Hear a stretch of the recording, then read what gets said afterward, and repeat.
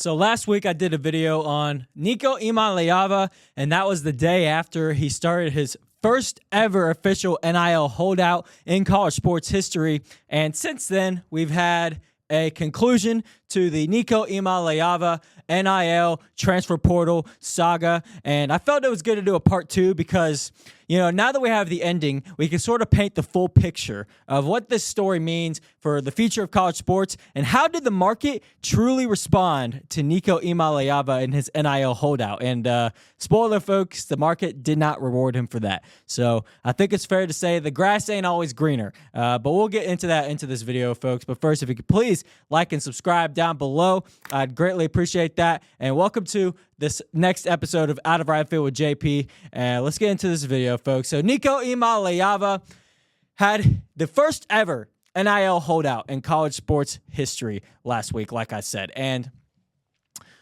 it took the college sports world by storm, and especially the college football world, because this was unprecedented. We have a starter at a SEC football program, a starter that just took that team to the college football playoff as the starter. Nico was the guy at Tennessee. There was no questions about it, and they were looking to have another playoff run. Then Nico decides that he actually wants more money after he signed a 4-year contract to Tennessee. We got into all of that in the last video if you want to go check that out. So he ends up going into the transfer portal. Tennessee says, we're not having it. After you skip practice, we're done. Go on your way. Best of luck to you. So there were also reports that Nico Imaliava's dad was sniffing around for what deals he could get. He was talking to Dan Lanning at Oregon, apparently. Also Miami, apparently. And Dan Lanning actually told Josh Heupel that his dad was sniffing around at Oregon looking for a deal to warn him. So I think Tennessee just about had it with Nico, and their hands were kind of tied in terms of any negotiations. But bottom line is, Nico goes into the transfer portal, and he was not rewarded the way I think he was anticipating. I don't know if his dad and his team were anticipating these teams to come flocking to Nico, wanting to do a deal with him because he's just... I think they had a bit of an overinflated sense of how much teams would want Nico in the transfer portal. Let's put it that way. Especially after the holdout drama and how Nico and his team went about it. It was not a very attractive thing for teams in the portal to go after Nico and his dad and all of that mess and drama. I wouldn't have touched Nico with a 10-foot pole personally if I was one of those teams. So I think they all made the right decision. However, Nico, as of yesterday, has officially signed to go play at UCLA. The UCLA Bruins just got Nico Imaliava. And, he's been phrasing this as he's going back home, Nico being from Southern Cal. So, I guess there's that. However, if there's one way to phrase this whole process for Nico and his team, it would be a colossal whiff. A colossal whiff. So, Nico... Allegedly, the rumors are out there, reports are out there that Nico has agreed to a $1.5 million NIL contract with UCLA, which, mind you, was less than what he was originally getting paid by Tennessee, and the numbers that caused the whole NIL holdout. Apparently, $2 million a year wasn't enough. So now Nico has signed a $1.5 million NIL contract with UCLA. But not only that, folks, take into account state income tax in California. That's about $800,000 a year.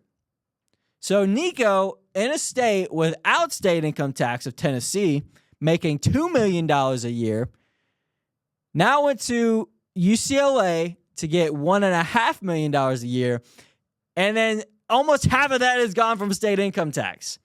So you are making significantly less money than you were at Tennessee. Significantly less. That is...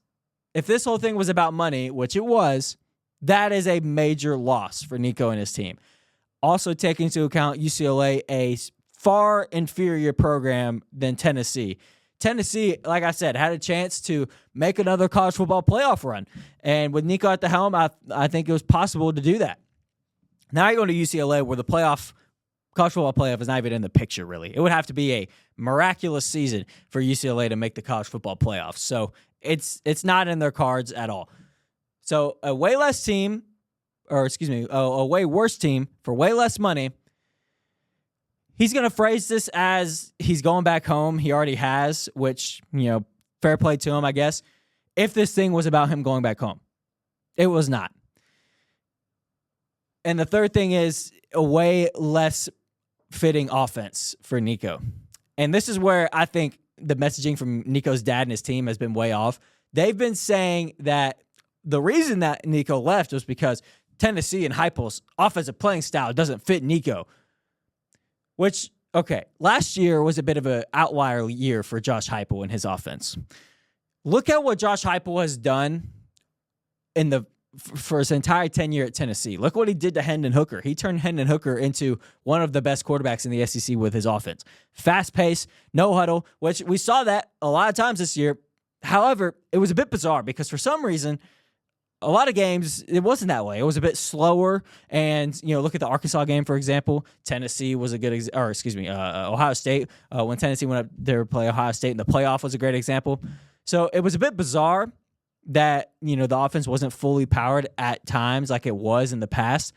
However, like I said, folks, that last season was an outlier, okay? You can't overlook the entire past of what Josh Heupel's offense has done because last year, for whatever reason, it wasn't that way. And, Nico was behind closed doors. Nico was in practice. Nico was in meetings. He probably has an idea as to why, the game plan and strategy for a lot of those games was that way, and they weren't as, high-paced, fast offense.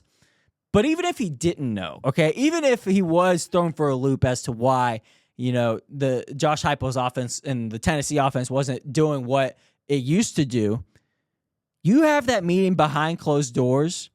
You hash it out with Josh Heupel. You say what you want to see. Josh Heupel comes back to you. You have a conversation about it. And if at the end of the meeting, you're not happy and satisfied with where the program and offense is at, then you can simply enter the transfer portal, no drama needed, and then go on your merry way. However, Nico went about it the public route, held out for practice, had this major drama scene while it's the last day of spring practice. And if it were about the offense and the playing style, that's not how you go about it. That's why it's, for a fact, it was not about the offense. It was about money. Nico was holding out to get more money, okay? So this narrative from Nico and his team that it was about the playing style and the offense is baloney. And I think that's just them trying to hide the fact that they took a major, major loss in this whole situation, okay?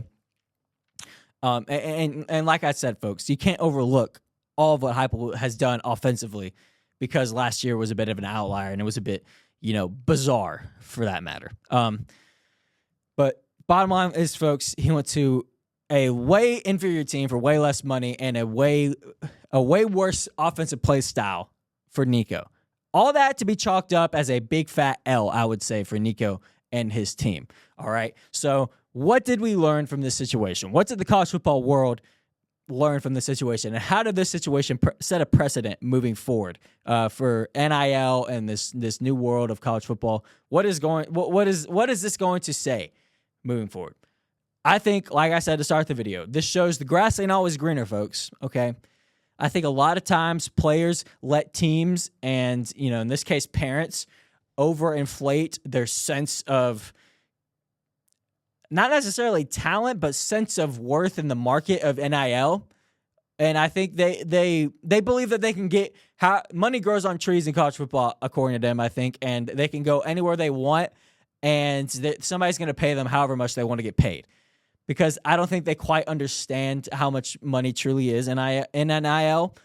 NIL has shaped, completely changed the world of college football. And programs like Texas and programs, like Texas A&M and a lot of the SEC teams, they do have a lot of resources. However, it's not infinite, and not every program is Texas. Okay, so Tennessee is an SEC program. However, they're not. Like money ain't growing on trees up in Knoxville, and it's not a situation where they can just write blank checks to players, especially after they've already signed contracts. That's just not how it works, okay? So I don't know if this was a bit of a reality check to Nico and his team about how this world of reality actually works, but, it's not a situation where, like I said, any team can just pay anybody they want just because they want to. It's not how it is, okay? So I think this showed that. And it's not always, you really take a risk if you're Nico in this situation. He took a big risk. He left a great situation at Tennessee. You know how many college football players would die to be in Nico's position to be the starting quarterback at Tennessee, making $2 million a year? They would die to have that position. And Nico had it. But yet he thought the grass was greener on the other side and he can go somewhere and get more money, or Tennessee would budge and pay him more money. And he was wrong in both scenarios, okay? And now he's ended up at UCLA. So Nico completely misread the situation that he was in, or the situation that was going to be after he, went about going about that situation how he did and holding out from practice and all that nonsense. So the grass ain't always greener. You're not always going to get the money you want in the transfer portal. I think that was the main precedent and the main message that was sent from this situation. If you're going to go into the transfer portal and you're going to take this leap of faith, if you have a great situation somewhere where you're the starter at a major program like Tennessee and you're making money, good money, if you're going to take the risk to make more money, if that's what you want, you better be dang sure that that's going to pan out. You better be dang sure, because if you take that leap, there ain't no going back. And we saw it with Nico. He took that leap. He got about halfway. He may have been having second, thoughts after he saw how the market was responding to him, and it was too late at that point. It was too late. Nico had already burnt that bridge with Tennessee. So that is the message I think needs to be sent to college football players out there. Do not take that leap of faith into the world of NIL and the transfer portal if you're not sure, if you're not dang sure, if you're not 100% sure it's going to play out and it's going to pan out for you. Because if you go, once you take that step, you burn that bridge, it's all done. There's no going back. And I think, unfortunately, that's what happened to Nico.